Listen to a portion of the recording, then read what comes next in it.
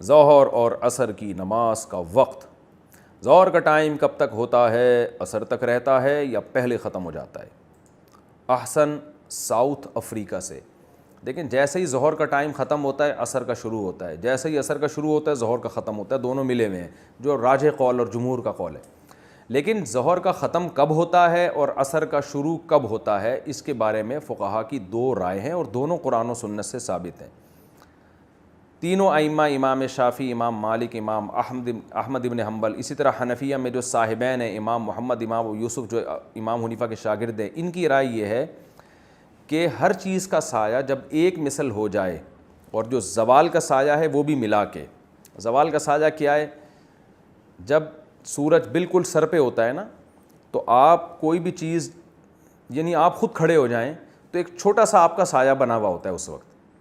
یہ سایہ سورج ڈھلکنے سے نہیں ہوتا، بلکہ یہ سایہ اس لیے ہوتا ہے کہ سورج آپ کے بالکل سر کے اوپر سے گزرتا نہیں ہے،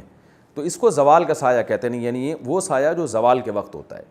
مثال کے طور پر ایک چیز ہے 6 فٹ کی، ایک چھڑی ہے 6 فٹ کی، آپ نے وہ 6 فٹ کی چھڑی زمین میں گاڑ دی، اب کیا ہوگا؟ سورج مشرق سے نکلا تو اس 6 فٹ کی چیز کا سایہ ہوگا، بہت لمبا سایہ ہوگا، جیسے ہی سورج اوپر آتا رہے گا یہ سایہ سمٹ کے چھوٹا ہوتا رہے گا، بالآخر ہوتے ہوتے سورج جب بالکل چوٹی پر ہوگا تو جو ممالک ایکویٹر پہ ہیں، خط استوا پر ہیں، ان میں تو یہ سایہ زیرو ہو جائے گا، لیکن پاکستان میں، انڈیا میں، سعودیہ میں، اسی طرح افریقہ کے بہت سارے ممالک میں یہ سایہ زیرو نہیں ہوتا، بلکہ سورج جب بالکل سر پہ ہوتا ہے تو یہ سایہ بہت چھوٹا ہو جاتا ہے لیکن ختم نہیں ہوتا۔ تو یعنی ایک وقت آتا ہے کہ سایہ سمٹ کے انتہائی چھوٹا ہو جائے اور پھر مزید چھوٹا نہ ہو بلکہ اب دوبارہ بڑا ہونا شروع ہو، تو یہ جو جب سب سے زیادہ چھوٹا ہو جائے گا، سورج بالکل جب سر پہ ہوگا، تو اس سائے کو کہتے ہیں زوال کا سایہ۔ اب فرض کر لیں ایک 6 فٹ کی چیز ہے اور سورج جب بالکل آپ کی کھوپڑی شریف پہ پہنچا تو اس 6 فٹ کی چیز کا سایہ رہ گیا 1 فٹ، اور اب مزید 1 فٹ سے کم نہیں ہو رہا، بلکہ سورج جب مغرب کی طرف ڈھلکنا شروع ہوتا ہے تو یہ 1 فٹ کا سایہ ادھر کو کھسک کے لمبا ہونا شروع ہو جاتا ہے، تو یہ والا سایہ کہلاتا ہے فیء الزوال، زوال کا سایہ۔ اب ظہر کا وقت کب شروع ہوگا؟ جمہور علماء کے نزدیک جیسے ہی سورج ڈھلکتے ڈھلکتے ڈھلکتے ڈھلکتے کنارے پہ جاتا ہے، یہ 6 فٹ کی جو چھڑی تھی اس کا سایہ پھیلنا شروع ہوگا اور یہ 6 فٹ کا سایہ بن جائے گا، تو ابھی نہیں ہوا، بلکہ وہ 1 فٹ کا سایہ جو زوال کے وقت تھا وہ بھی اس میں ایڈ کریں گے، تو 6 فٹ پلس 1 فٹ 7 فٹ کا جب سایہ ہوگا تو یہ وہ سایہ ہے جبکہ جمہور کے نزدیک ہر چیز کا سایہ 1 گنا بڑھ گیا ہے، یعنی اس میں زوال کا سایہ نکال کے ہر چیز کا سایہ 1 گنا بڑھ چکا ہے، یعنی اتنا ہی ہو گیا جتنی وہ چیز ہے۔ تو جمہور علماء کے نزدیک ظہر کا وقت ختم ہو گیا اور عصر کا وقت شروع ہو گیا،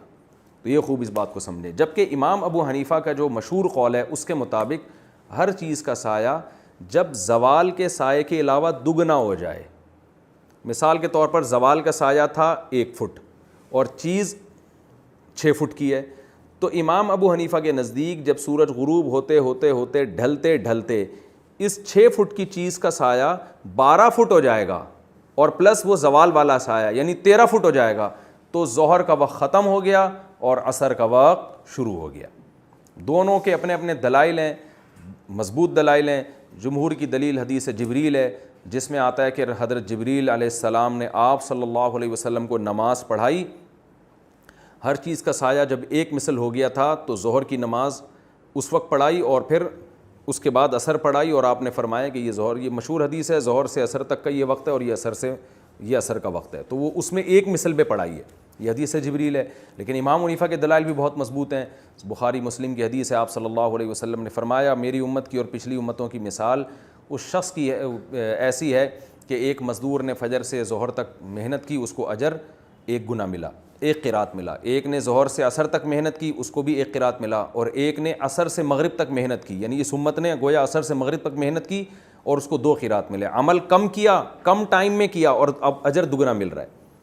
تو یہود و نصارہ نے پوچھا اللہ یہ امت عمل کم کر رہی ہے، اس کو اجر دگنا مل رہا ہے، اللہ تعالیٰ قیامت کے دن کہے گا بھائی میں نے تمہیں جتنا تمہارا اجر بنتا تھا دیا ہے نا، ان کو زیادہ دے دیا تو میرا فضل ہے، تم پہ ظلم تھوڑی کیا میں نے، مشہور حدیث ہے۔ تو یہ مثال فٹ بیٹھتی نہیں ہے ایک مثل پہ،